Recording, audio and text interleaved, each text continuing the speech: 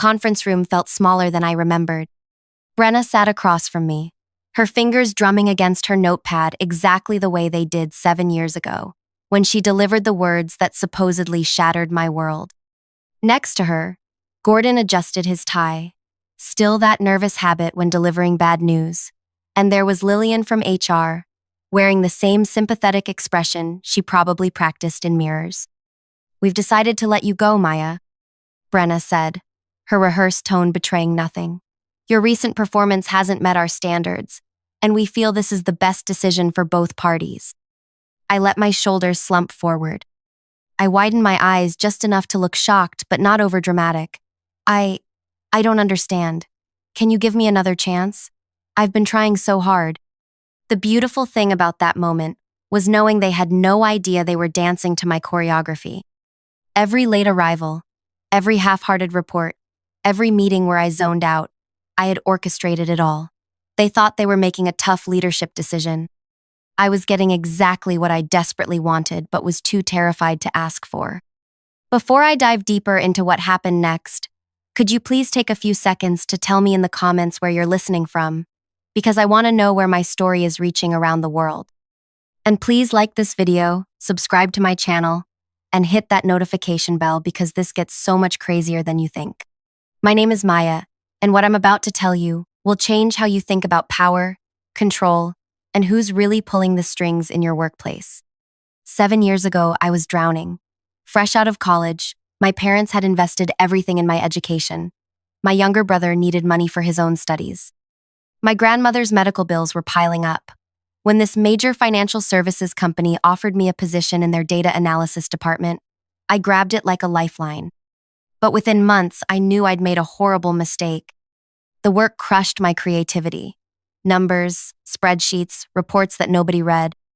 I spent 8 hours daily in a gray cubicle, analyzing market trends for investment advisors who treated me like a printer that occasionally needed paper refills. My supervisor, Kevin, barely acknowledged my existence except to pile more mindless tasks on my workstation. Every morning felt like suffocation. I'd sit in my car before walking into that building, fighting the urge to drive away and never return. But I couldn't quit. The guilt would have destroyed me. My family was counting on my income. In their eyes, I had the perfect job, stable, well-paying, respectable. So I started planning my escape. It began small. I'd arrive 5 minutes late, then 10, then 15. When Kevin mentioned my tardiness, I'd apologize profusely and promise to do better. Then I'd be late again the next week. I started submitting reports one day past deadline. Not consistently, just often enough to create a pattern. When questioned, I'd claim computer problems or overwhelming workload, always with an excuse that sounded reasonable but left them slightly unsatisfied. During team meetings, I'd contribute just enough to avoid standing out, but my suggestions lacked the enthusiasm they'd seen in my first few months. I'd nod thoughtfully at others' ideas while offering nothing innovative myself. The genius was in the gradual decline. If I'd suddenly become terrible overnight, they might have offered training or support. Instead, I created the impression of someone slowly losing interest and capability, the kind of employee who drains team morale and needs to be quietly removed. Brenna started scheduling monthly check-ins. "Is everything okay, Maya? You seem less engaged lately." "I'm fine," I'd say, mustering just enough defensiveness to make her believe I was struggling but too proud to admit it. Maybe I'm just adjusting to the workload. These conversations were masterpieces of manipulation. I'd reveal tiny vulnerabilities, mentions of feeling overwhelmed, hints that maybe this role wasn't what I expected, while rejecting any offered help. I was painting myself as someone who was failing despite their best efforts to save me. The performance review cycle became my masterpiece. 6 months of carefully documented mediocrity had given them everything they needed. Brenna presented my evaluation like she was delivering a terminal diagnosis. "Your punctuality has become concerning. Your report quality has declined significantly. Team members have mentioned that you seem disengaged during collaborative projects." I nodded sadly, playing the role of someone finally confronting their inadequacy. Inside, I was celebrating. Every criticism was exactly what I'd worked to achieve. "We want to give you a formal improvement plan," Gordon added. 90 days to demonstrate significant progress in all these areas. This was the moment I'd been building toward. I needed them to fire me, not put me on an improvement plan that might actually succeed. So I did something that still makes me proud of my strategic thinking. I appreciate the opportunity, I said, but I think we both know this isn't working. Maybe it would be better for everyone if I started looking elsewhere. The psychology was perfect.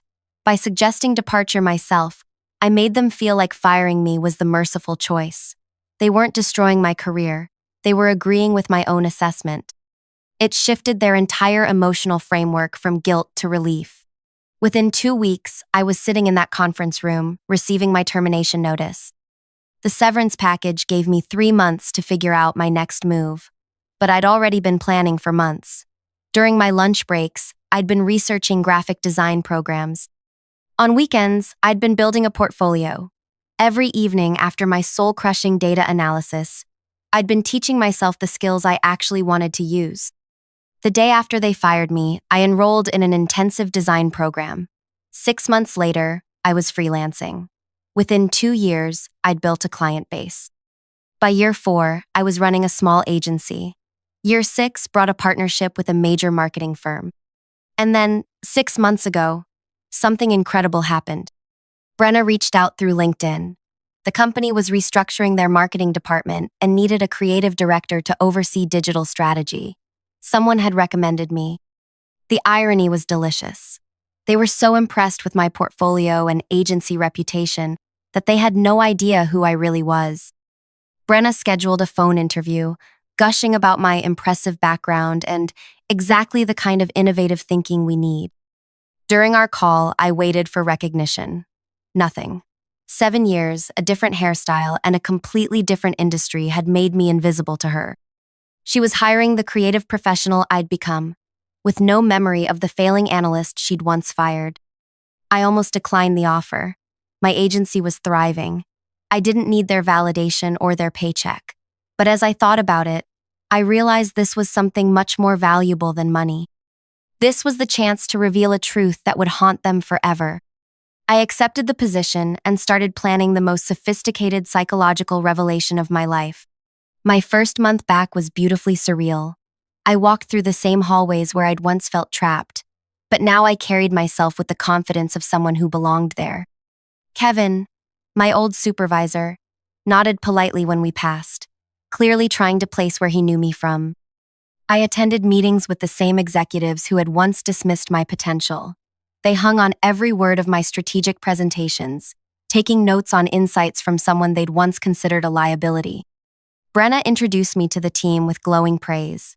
Maya brings exceptional creative vision and proven leadership experience. I'm excited to see how she transforms our department. The beautiful irony was watching her praise qualities she'd once criticized. My innovative thinking had been lack of focus. My strategic vision had been poor attention to detail. Same person, different context, completely different perception. But I wasn't there for ego satisfaction. I was there to teach them something that would fundamentally change how they viewed their own judgment. I scheduled an all-hands department meeting for my 3rd month, exactly 7 years and 1 week after my termination date. The timing wasn't coincidental. I want to share some thoughts about leadership, decision-making, and the stories we tell ourselves about success and failure, I announced when sending the meeting invitation. As I prepared my presentation, I thought about the lives impacted by their snap judgments. How many other employees had they dismissed without understanding the full story? How many careers had they shaped through assumptions rather than insight?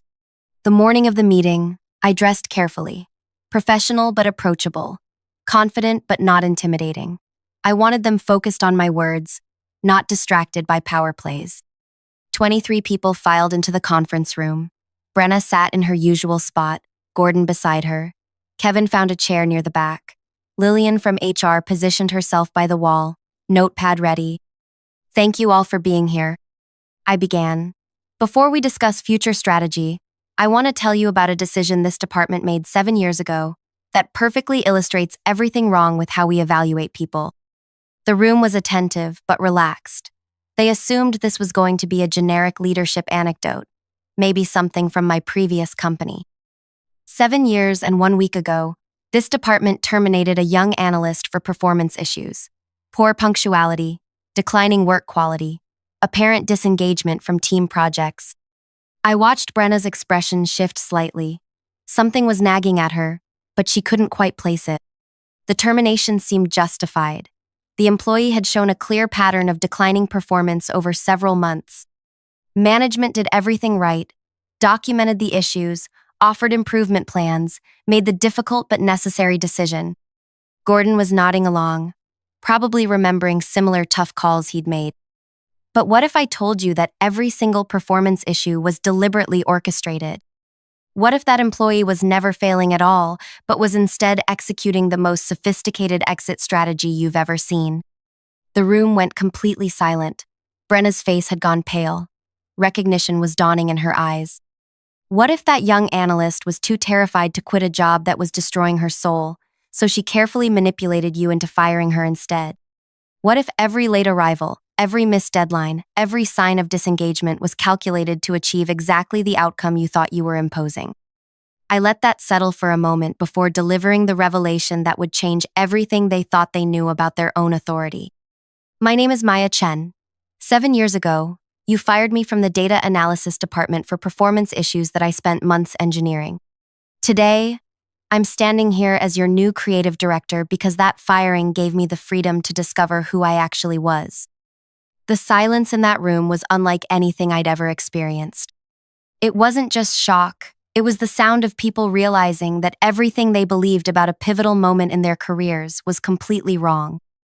Brenna's mouth was slightly open. Gordon looked like he was doing calculations in his head.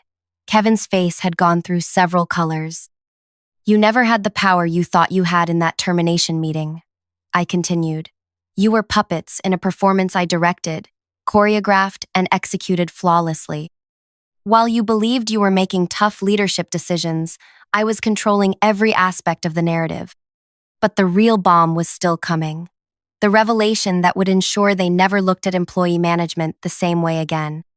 Here's what's going to haunt you, I said, watching their faces carefully. How many other times has this happened?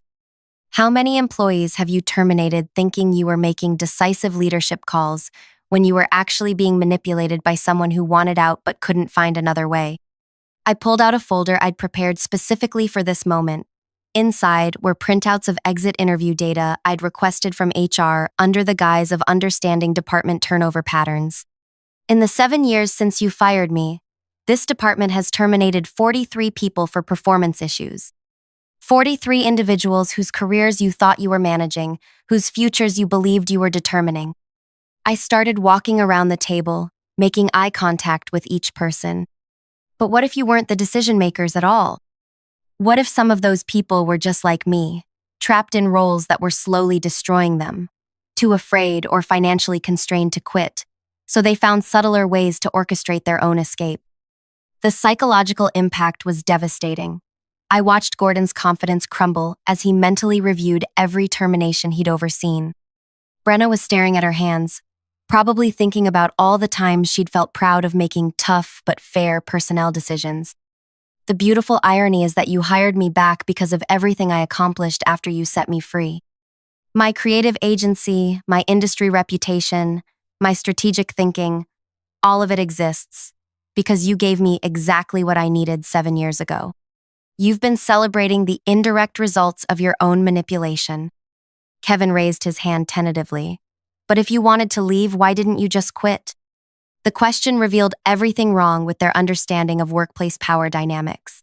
Because quitting would have meant disappointing my family, losing my severance, and carrying the shame of giving up on a good job. Being fired meant I was a victim of circumstances beyond my control.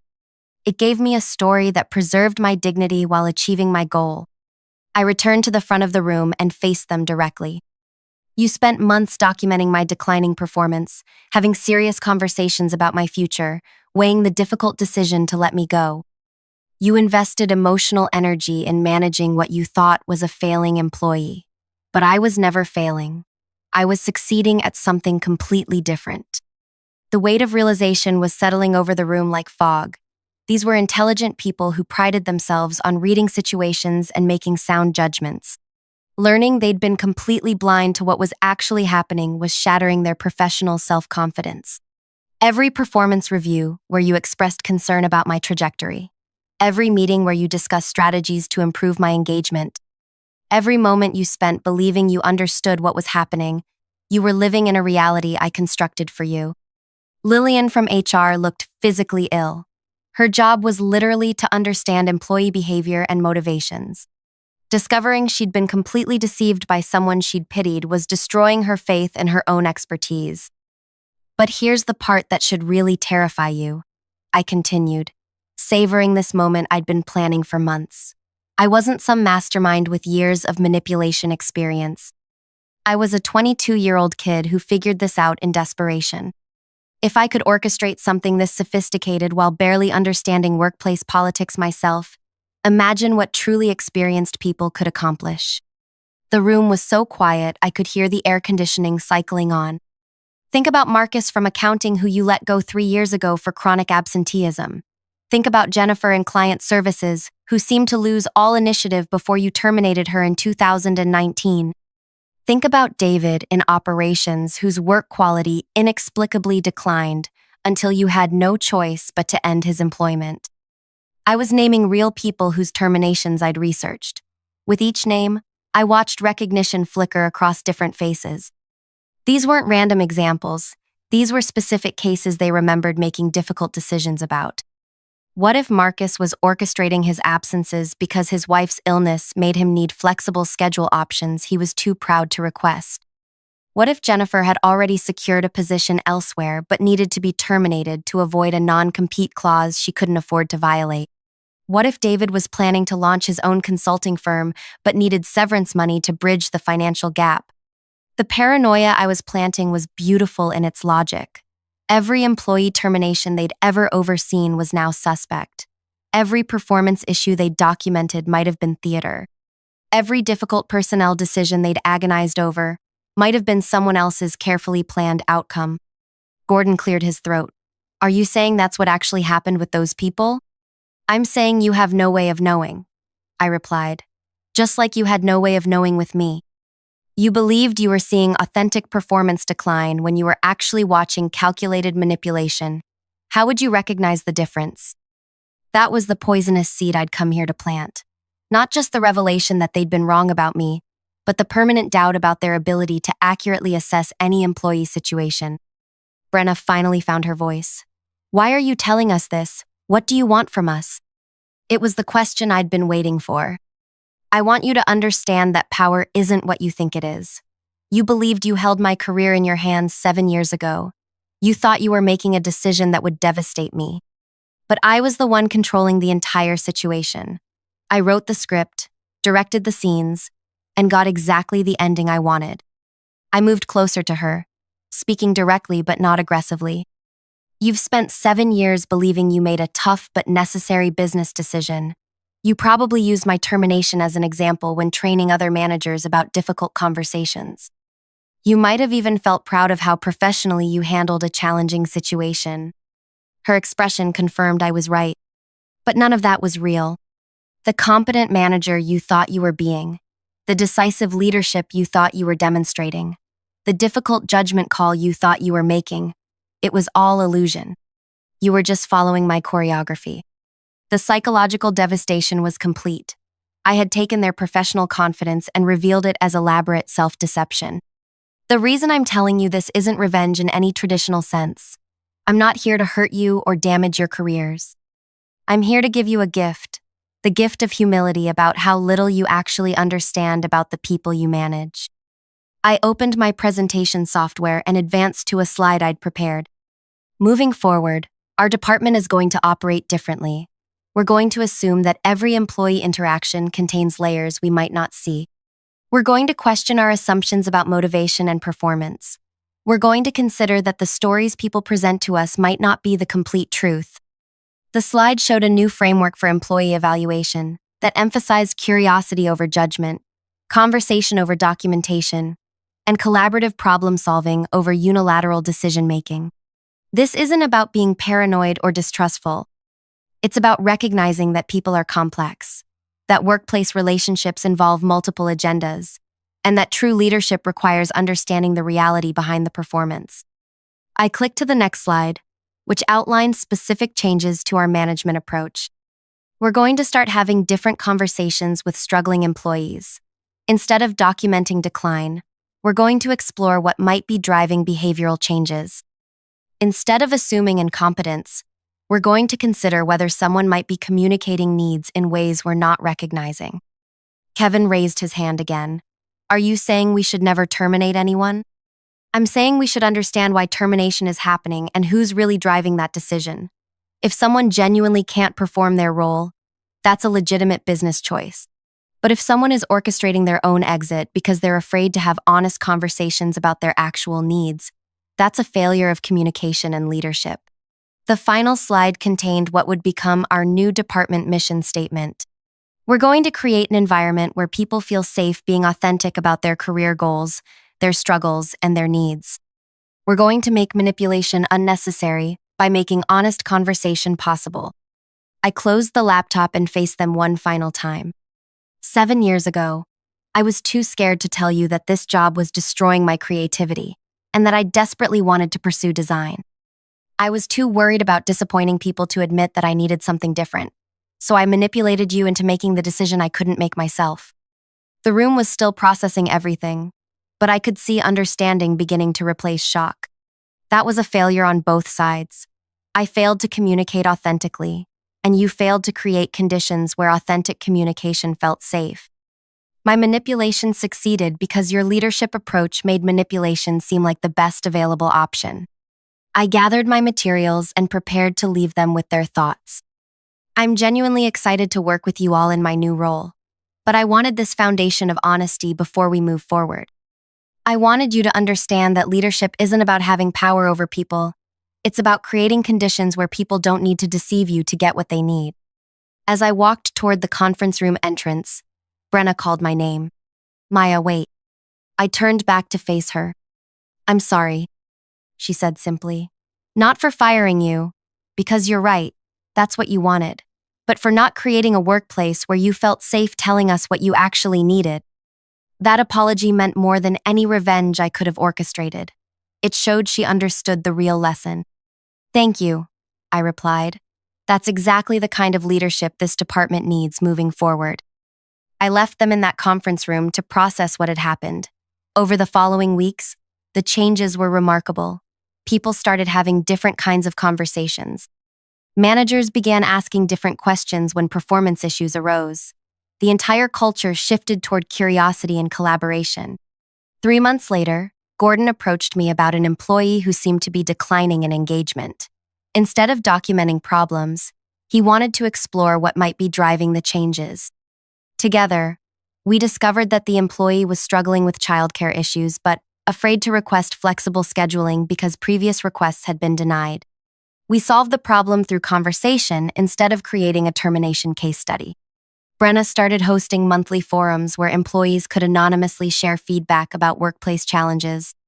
The insights revealed dozens of small issues that had been festering into larger problems because people didn't feel safe addressing them directly. Kevin completely restructured his team meetings to include regular check-ins about job satisfaction and career development, not just project updates. The transformation wasn't immediate or perfect, but it was real. We started attracting better talent because word spread that our department handled employee concerns differently. Retention improved because people felt heard and supported. 6 months after my revelation, the department received recognition for innovative management practices. The irony was beautiful. They were being celebrated for lessons learned from being completely outsmarted by someone they'd underestimated. But the most satisfying outcome wasn't professional recognition. It was watching these intelligent, well-meaning people grow into better leaders because they'd learned to question their own assumptions. My revenge wasn't destruction or humiliation. It was transformation. I'd turned their moment of perceived authority into a catalyst for genuine growth. Looking back, I realized that my elaborate manipulation 7 years earlier wasn't just about escaping a job I hated. It was about taking control of my narrative when I felt powerless to change my circumstances directly. The real victory wasn't proving them wrong about my abilities. It was teaching them that true leadership requires understanding the complex motivations behind human behavior. Every day in this role, I'm reminded that people are more complicated than they appear, that workplace dynamics involve multiple layers of truth, and that the best managers are the ones humble enough to admit they don't have all the answers. If you've made it this far in my story, I want you to know that this experience changed how I think about every relationship in my life. Whether it's workplace dynamics, family expectations, or friendships, I've learned to look for the stories people can't tell directly and create space for those hidden truths to emerge safely. Please let me know in the comments if you've ever been in a situation where you felt like you had to manipulate circumstances to get what you needed. I promise I'll read every single response because these stories matter, and your experiences could help someone else feel less alone in their struggles. And if this story made you think differently about power, leadership, or workplace relationships, please like this video and subscribe to my channel. I share more stories about navigating complex human dynamics and finding your authentic path, even when it requires taking unconventional routes to get there. Thank you for listening to my story. And remember, sometimes the most powerful thing you can do is reveal the truth that changes everything.